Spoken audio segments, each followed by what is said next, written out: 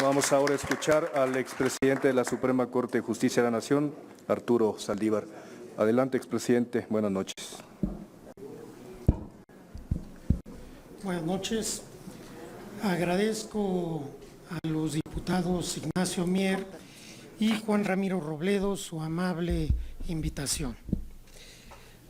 Cada vez que se hace una crítica al Poder Judicial, se habla de independencia judicial y de autonomía, como si estos conceptos fueran valores en sí mismos, como si fueran conceptos etéreos y no garantías instrumentales para la justicia.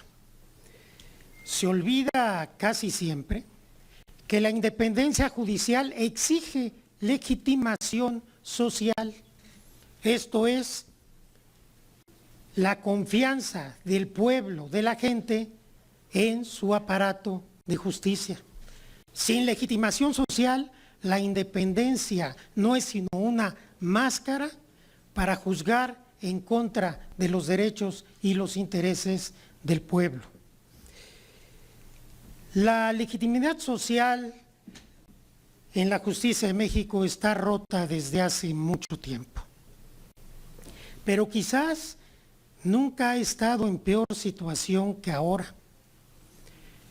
Si preguntamos a la gente, que lo hicimos en los diálogos por la transformación, 6 meses intensos, más de 400 foros, la gente te dice que tenemos una justicia elitista, una justicia que privilegia a los que tienen frente a los que no tienen, que maltrata a las mujeres, que castiga la pobreza y no la delincuencia, y que no tiene legitimación social.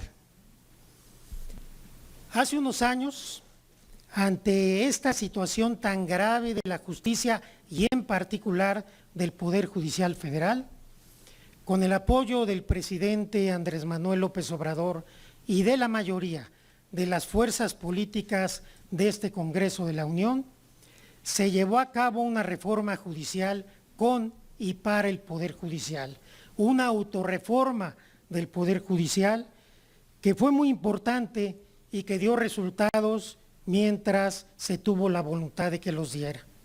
Se combatió como nunca la corrupción, se desarticuló el nepotismo, se previno y se castigó el acoso sexual, generamos una justicia digital completa, tuvimos una escuela profesional, judicial profesional, con una nueva carrera judicial. Se generó un auténtico instituto de la defensa pública y lo más importante, se generó una política de igualdad y paridad de género. Lamentablemente, en enero de 2023 se tomó otra decisión y la decisión fue: destruyamos todo lo que se hizo y confrontémonos con los otros poderes del Estado. Y entonces se dejó de combatir la corrupción, se regresó al nepotismo como cultura, se quitaron las políticas de paridad de género y de igualdad, la escuela judicial volvió a ser el club de amigos y el Instituto de la Defensoría Pública, el patito feo del Poder Judicial. Pero sobre todo se acrecentó la lejanía con el pueblo de México. La Suprema Corte se convirtió en defensora de las élites, de la oligarquía, de los poderosos, de la comentocracia, de la derecha. La Suprema Corte decidió otorgarle a la oposición en una suspensión, en una sentencia, lo que habían perdido en las urnas. Y esto lo dije en el Pleno de la Corte, siendo ministro en funciones. Pero lo peor, decidió intervenir en el proceso electoral de manera descarada con los hechos que hoy son públicos de todos nosotros. ¿Cómo se hizo todo esto? Con la máscara de la supuesta independencia judicial. Somos independientes y podemos hacer lo que queramos y no tenemos que darle explicaciones a nadie.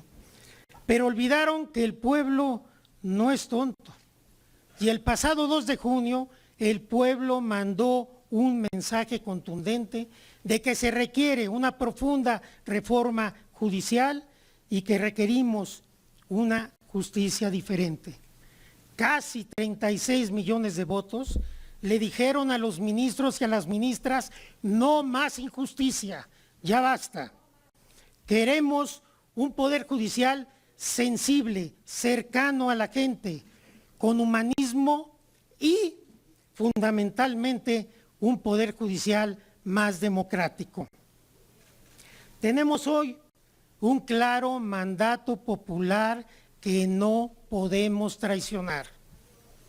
Más de 35 millones de mexicanos y mexicanas, casi 36 millones de votos, votaron por el Plan C y porque las mexicanas y mexicanos elijamos a nuestros jueces y juezas en las urnas mediante el voto popular. La justicia no es un privilegio, la justicia es un derecho. Devolvamos la justicia a quien le pertenece, al pueblo de México, para que por fin sea una realidad la máxima de todos los derechos para todas las personas. Muchas gracias. Muchas gracias, ministro.